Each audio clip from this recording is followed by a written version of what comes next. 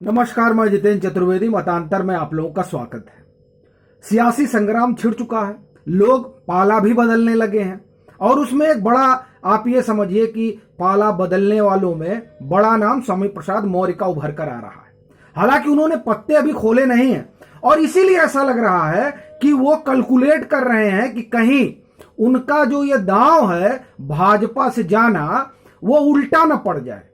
देखिए, उसकी बड़ी वजह है और अगर वो ये कैलकुलेट ना कर रहे होते तो अभी ये 14 तारीख तक ठहरते नहीं, सीधे कहते मैं जा रहा हूं। लेकिन वो अभी सीधे नहीं कह रहे हैं, बावजूद इसके कि तस्वीरें आ चुकी हैं अखिलेश यादव के साथ, लेकिन उसको कह रहे हैं कि नहीं, वो तो पहले की तस्वीर है।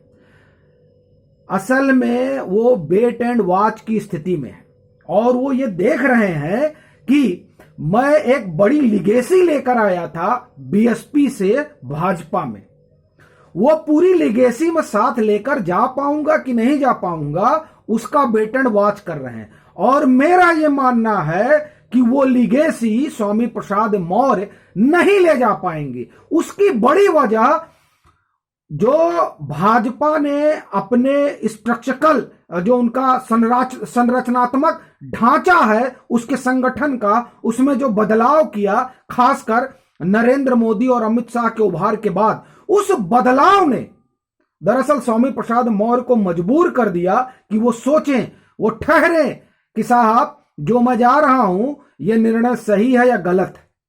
इसलिए वो ठहरे हैं। नहीं तो जब बसपा से वो भाजपा में आए थे तो उनको आने में समय नहीं लगा था स्वामी प्रसाद मौर्य को, वो चले आए थे, लेकिन अभी समय ले रहे हैं। समय का कारण ही वो बदलाव है। देखिए, 2017 में एक अनोखी घटना हुई थी उत्तर प्रदेश में, तमाम अटकलों के बाद। और मैं आपको बताऊं कि केशव प्रसाद मौर्य का कहीं नाम नहीं था उस समय कि ये भाजपा अध्यक्ष भी बनेंगे उत्तर प्रदेश के, लेकिन आए वो और अध्यक्ष बने। वो जब अध्यक्ष बने तो आप ये समझिए, उनके अध्यक्ष बनने के पहले तक जो उनका अपना समाज है, उस समाज के बड़े कद्दावर नेता स्वामी प्रसाद मौर्य हुए। आज भी हैं वो बड़े कद्दावर नेता, इसमें कोई दो राय नहीं। लेकिन जब केशव प्रसाद मौर्य को बनाया गया प्रदेश अध्यक्ष, तो वो सिर्फ उस बिरादरी के ही कद्दावर नेता नहीं बने, वो पूरे ओबीसी के कद्दावर नेता बन गए। ये एक बड़ा बदलाव हो गया। जो उत्तर प्रदेश का ओबीसी है उसके वो बहुत बड़े नेता बन गए। और फिर जो उनकी अपनी बिरादरी है वो तो है ही है। ये जो कारण है, इस कारण से स्वामी प्रसाद मौर्य ठहरे हैं और सोच रहे हैं कि क्या किया जाए। हालांकि कल मैं सुन रहा था कि उन्होंने एक पत्रकारों में ये कहा, जब उनसे सवाल पूछा गया शायद इंडिया टीवी से, कि हमको कोई बताए ना कि हमें सियासत क्या करनी है। ठीक बात है, सियासत क्या करनी है, कैसे करनी है, उनको कोई बता नहीं सकता है। और अब तो ये कहा जा रहा है कि वो मौसम विज्ञानी भी हैं। अब वो कितने बड़े मौसम विज्ञानी हैं, ये दरअसल 2022 का परिणाम बताएगा। और जब 14 जनवरी को जो निर्णय लेंगे उससे भी बहुत चीजें स्पष्ट होंगी।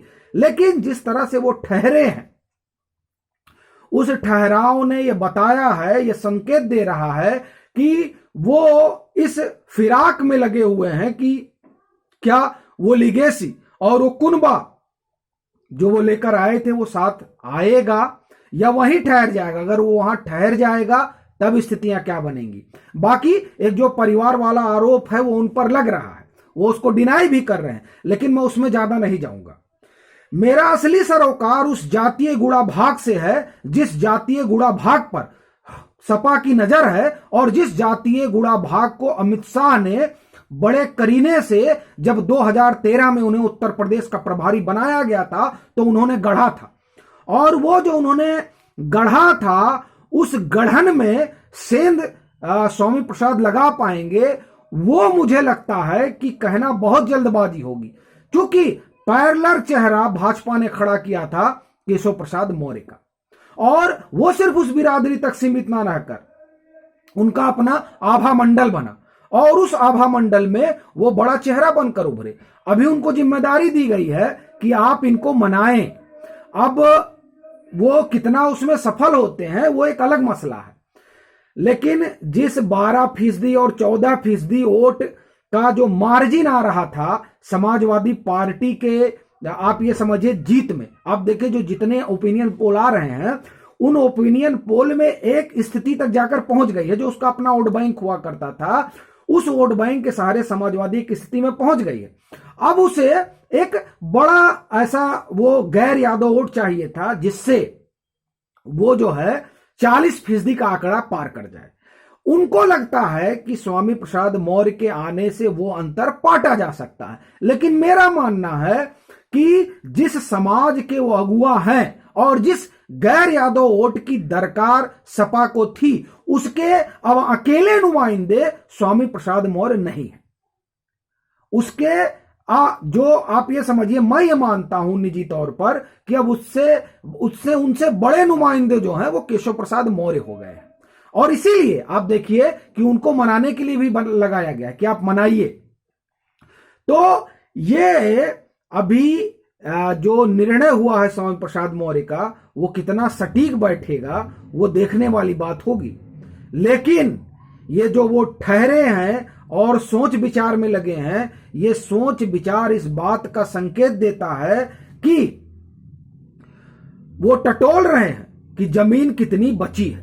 देखिए, इसमें कोई दो राय नहीं कि पूरब से पश्चिम तक उनका प्रभाव है, लेकिन कई बार वो प्रभाव वोट में नहीं बदल पाता है, क्योंकि तब आपसे बड़ा चेहरा खड़ा हो जाता है। और आप तो जानते ही हैं कि सियासत में हर बड़ा, जब एक बड़ा चेहरा होता है और जब उससे दूसरा बड़ा चेहरा खड़ा होता है तो पहले वाला चेहरा रिप्लेस हो जाता है। तो ऐसी स्थिति कहीं ना हो जाए, यह भी देखने वाली बात होगी। इसीलिए मेरा यह मानना है कि अभी स्थिति वेट एंड वॉच वाली है और उसी स्थिति में स्वामी प्रसाद मौर्य हैं। और इसीलिए मैं कह भी रहा हूं कि दांव उल्टा ना पड़ जाए, इसको वो अभी वॉच कर रहे हैं। हालांकि सियासत है, देखना होगा कि आगे क्या होता है। अभी के लिए फिलहाल इतना ही। अगर आप मतांतर से नहीं जुड़े हैं तो जुड़िए, वीडियो को लाइक कीजिए, शेयर कीजिए और अपने सुझाव जरूर साझा कीजिए।